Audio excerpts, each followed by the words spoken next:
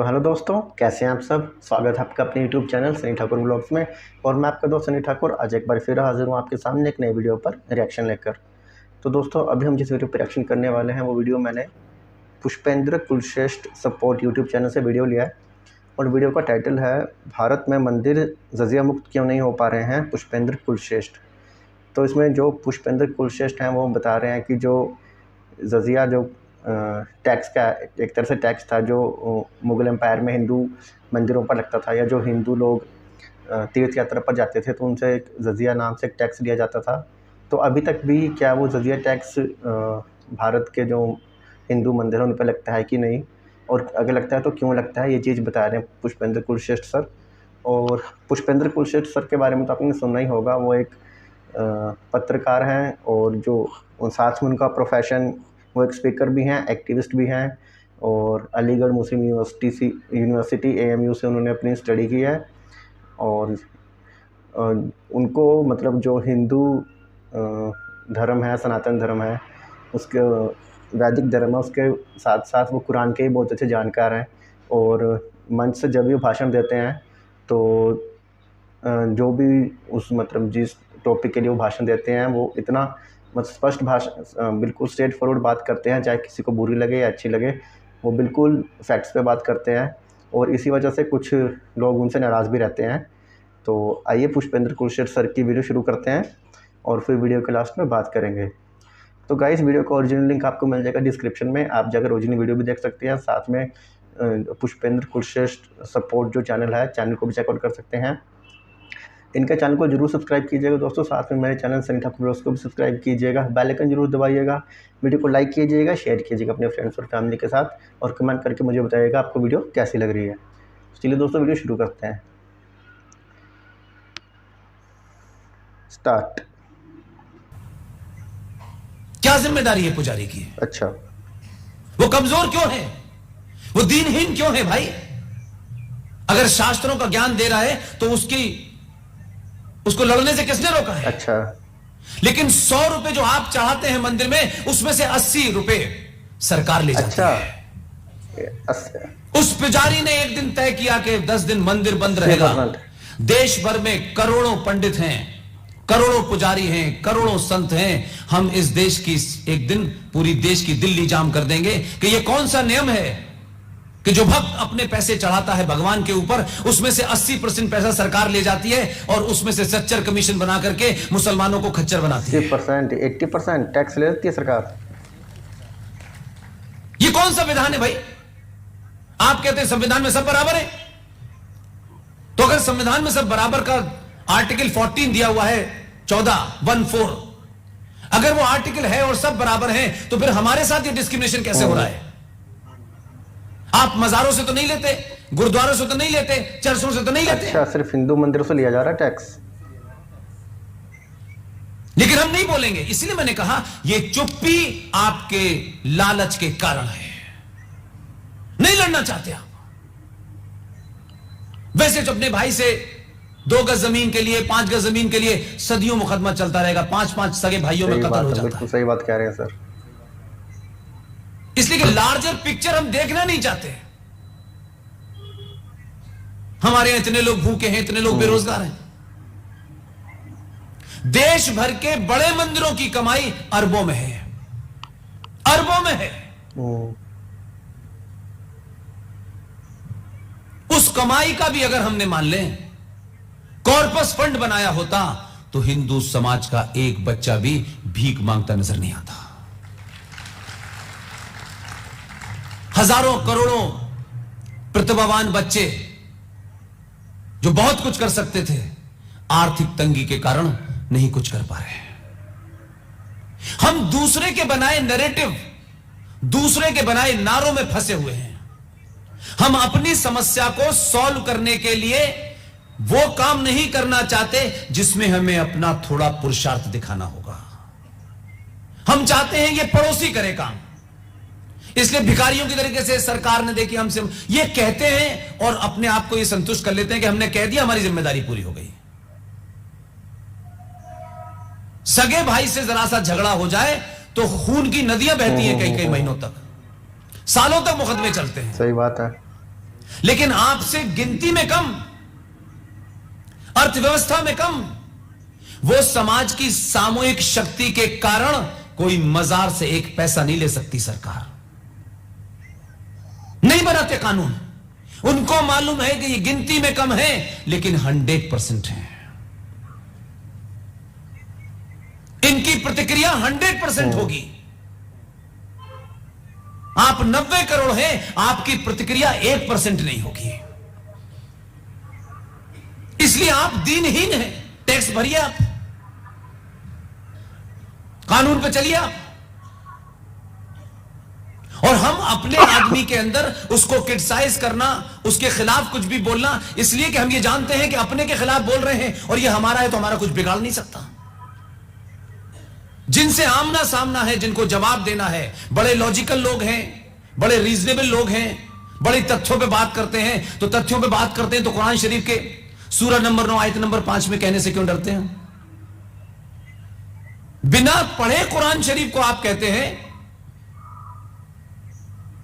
Islam is a religion of peace. कहां देखी आपने?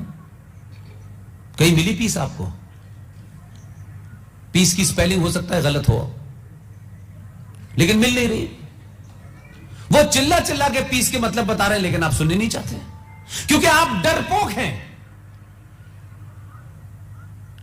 आप तथ्यों पे, तर्कों पे बात नहीं कहना चाहते,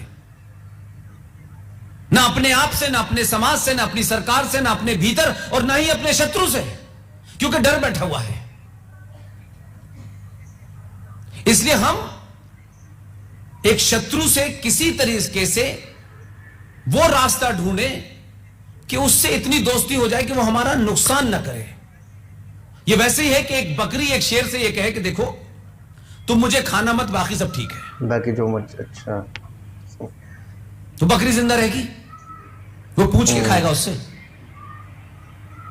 तो हम जब जब ऐसा करेंगे तब तक आपको कोई 3%, कोई 5%, कोई 16%, कोई 20% आपको नचा रहा है, और आप ही सब कुछ कर रहे हैं। और यह भी जानते हैं कि अगर आपने तय कर लिया,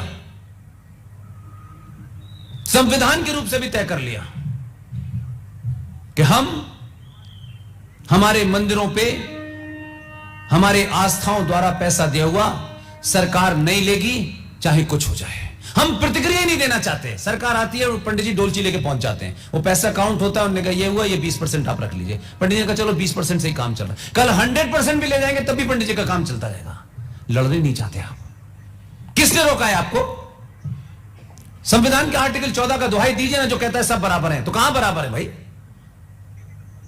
क्योंकि मैं खुश हूं, मैं खामोश हूं, मैं सहनशील हूं। सहनशील होना और कायर होना दो अलग अलग बातें हैं। इसलिए अपनी कायरता को छुपाने के लिए यह मत कहिए हम बहुत टॉलरेंट समाज हैं। कोई टॉलरेंट वॉलेंट नहीं है। आपकी टॉलरेंस का पता जब चलता है कि अपने घर में छोटे से बंटवारे के लिए आप गला काट देते हैं, तब टॉलरेंस कहां चली जाती है आपकी? टॉलरेंट नहीं है आप, हम कायर हैं। इसलिए सामने वाला जब बड़ा आता है तो हम उससे समझौता करते हैं, और अपने से छोटा हो, अपने से कमजोर हो, उसकी गर्दन काटने में हमें 2 मिनट लगते हैं। इसलिए शब्दों को गलत तरीके से परिभाषित करके पूरे समाज को आमने खत्म कर लिया है। कोई 10 लोग खड़े होकर बात नहीं करते, 5 लोग बात नहीं करते, हर आदमी जल्दी में है। और ये देख रहे हैं कि धीरे धीरे ये सिलसिला खत्म होता जा रहा है। एक एक राज, एक एक शहर, बिना किसी, इस देश का कानून भी है, पुलिस भी है, सेना भी है, संविधान भी है, और आप चिल्ला रहे हैं और आप पूछ नहीं रहा, क्योंकि आपको अपने आसपास मैं, मेरा घर, मेरे परिवार से ज्यादा सोचना नहीं है। जिस दिन आग आपके घर में लगती है तब आप कहते हैं देखो यार शर्मा जी मदद करने नहीं आए। जब शर्मा जी के घर में आग लग रही थी तो आप कहते हैं हमें क्या करना है, तुम उधर मत जाना। यह हमारे अंदर की कमी है। वो गुजरात हो, वो बंगाल हो, बंगाल में कुछ हो गया आप खामोश। आजकल एक नया फैशन हो गया है, फेसबुक पे कमेंट कर दो, राष्ट्र के प्रति अपना दायित्व पूरा कर दो बस, और सो जाओ। हमने लिख दिया है, हमने ऐसे लिख दिया जैसे यूएनओ को लिख दिया है हमने। 47 में 21 लाख लोगों की लाशों के बाद इस तथाकथित जमीन के टुकड़े को नहीं बचा पाए। भारत की आजाद धरती पे टू नेशन थ्योरी के तहत एक जम्मू कश्मीर राज्य बना जहां मुसलमानों की मेजॉरिटी थी। आप थोड़ी देर के लिए देखिए, हम अगर किसी के साथ ऐसा कर दें तो बरसा बरस नस्ल दर नस्ल हम अपोलोजिस्टिक रहेंगे, हम शर्मसार रहेंगे यार कि हमसे ये हो गया, अब हम कैसे करें। 47 में लाखों लोग मारे गए। उसी 47 में भारत की धरती पर एक राज्य था जिसका नाम है जम्मू कश्मीर। उस जम्मू कश्मीर, इसलिए बता रहा हूं कि हमारी ये जो मानसिकता है डर की, लालच की, स्वार्थी होने की, इसने राष्ट्र को बर्बाद कर दिया। 1947 में भारत का विभाजन होता है, चलिए हो गया, मान लीजिए थोड़ी देर के लिए, भारत की धरती पे जम्मू कश्मीर बना, मुसलमानों की मेजॉरिटी थी। इतना बड़ा जघन्य अपराध करने के बाद भी उनको शर्म नहीं आई, अपोलोजिस्टिक नहीं हुए। उन्होंने कहा कि हमने पाकिस्तान मांगा इसीलिए था कि हम 90% हिंदुओं के अधीन नहीं रह सकते, हम आपके संविधान के तहत नहीं रह सकते, हमें अब एक अलग जगह चाहिए जहां हमें हिंदू मेजॉरिटी के नीचे न रहना पड़े। यही तो बात थी, what is two nation theory, कि दो कौमें एक साथ नहीं रह सकती, दो आइडियोलॉजी एक साथ नहीं रह सकती। लेकिन आप ताज्जुब देखिए, हमारे नेताओं का, दलालों का रोल देखिए कि कश्मीर राज्य में वही स्थिति थी क्योंकि वहां वो मेजॉरिटी में थे। उन्होंने कहा नहीं, पाकिस्तान में तो नहीं जाएंगे हम, लेकिन यहां भारत का संविधान नहीं चलेगा। 50 में यहां भारत की सुप्रीम कोर्ट नहीं लागू होगी। और ये मालूम है कौन कह रहा है?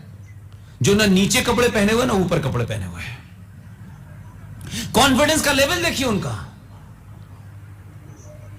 कश्मीरी नंगा कह रहा है कि हम संविधान नहीं मानेंगे, सुप्रीम कोर्ट यहां नहीं आ सकती।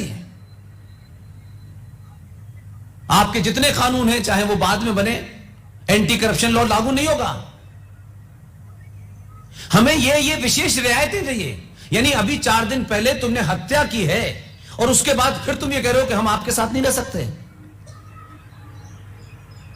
तो उनका संविधान अलग बन गया। उन्होंने कहा हमारी असेंबली का पीरियड 6 साल होगा और अगर भारत का राष्ट्रपति होगा और प्रधानमंत्री होगा तो हमारा मुख्यमंत्री नहीं होगा, हमारा भी सदर रियासत होगा। 1958 तक जम्मू कश्मीर में प्रधानमंत्री होता था। आज जो हमारी स्थिति है कोई एक दिन में नहीं हुई है। तो 58 में वो वहां रहे और वो कभी आपसे शर्माए नहीं। कभी उन्होंने इस बात की चिंता नहीं की कि हमने ये जब जघन्य अपराध हमने हुआ है और इतने सारे हिंदू मारे गए हैं तो थोड़ा सा हमें डरना चाहिए ना। उन्होंने कहा नहीं, उन्होंने कहा नहीं, इससे तो मतलब ही नहीं हमारे, उल्टा आप ही को जिम्मेदार ठहरा दिया उन्होंने। और फिर क्या किया कि अपना संविधान 57 में बनाया, सारे प्रावधान रख लिए उसमें।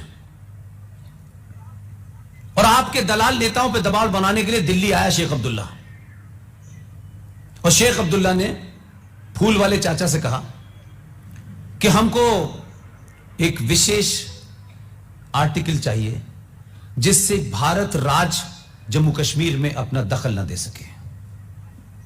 तो आर्टिकल 370 की बात हुई तो वो तो ऐसे तमाम कामों को दूसरे लोगों को टरका देते थे, उनको मालूम था, उन्हें तो आता जाता तो कुछ था नहीं। उन्होंने कहा अंबेडकर के पास चले जाओ। अंबेडकर भारतीय राजनीति का, अगर आप मुझसे पूछें, क्योंकि हमारे यहां सर नेम देख करके बड़ी राय बनाई जाती है, यही हमारी सबसे बड़ी प्रॉब्लम है। अंबेडकर भारतीय राजनीति में सबसे ज्यादा ईमानदार आदमी था, दो टूक बात करता था। दलालों ने, इस देश के बुद्धिजीवियों ने उस आदमी के हर उस तत्व को, जो इतने शार्प थे, जो एकदम क्लियर, कोई कंफ्यूजन नहीं, वो उसने अपने जीवन में कहा, लागू करने के लिए लड़ गया। लेकिन दलालों को तो सत्ता चाहिए थी, उन्होंने उस आदमी की बात को ही खारिज कर दिया। अंबेडकर से शेख अब्दुल्ला जब बात कर रहे थे, उन्होंने कहा ये है, ये है, ये है, ये है। बोले शेख अब्दुल्ला साहब, मैंने आपकी बात सुन ली, आपको ये चाहिए, ये चाहिए, आप भारत को बदले में क्या दोगे? उन्होंने कहा भारत को देने के लिए हमारे पास अभी कुछ नहीं है। बोले मैं अपने जीते जी धारा 370 देके पाप नहीं करूंगा।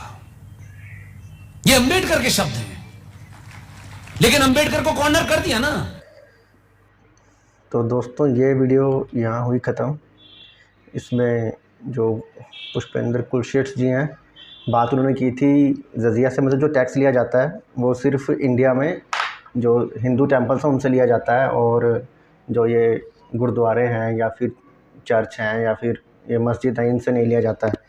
तो इसमें इनका पॉइंट कहने का यह था कि अगर या तो टैक्स लिया जाए तो सबसे लिया जाए, मतलब कि हर जो रिलीजन है उसके जो रिलीजियस प्लेस है हर सबसे लिया जाए, और अगर नहीं भी लिया जाता है तो फिर किसी से नहीं लिया जाए।